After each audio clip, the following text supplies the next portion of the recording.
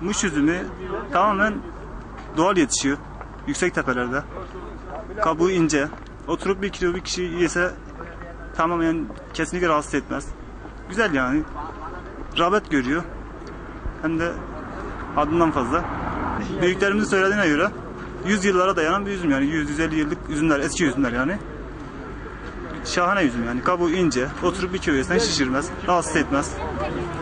Tamamen güzel. Bizlerden bize yardımcı olmalarını istiyorum.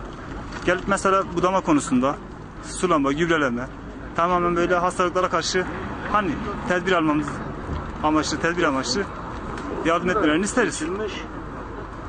Ortalama sadece Muş'un milleti bilir yani dışarıdan kimse bilmez pek Muş üzümünü ama tanıtmak isteriz. Eğer imkanlarımız olsa bayağı bir dışarı açırız yani yeter ki tanıtılsın.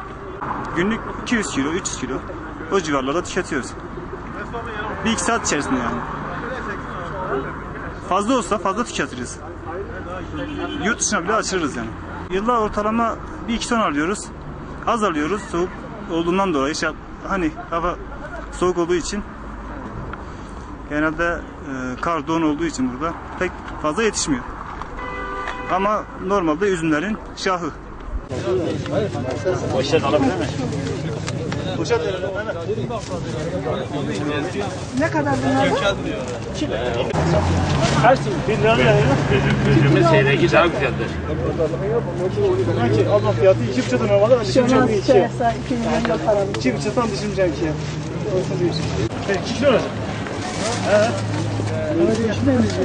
Poşet al. Tamam, o da 2 kilo.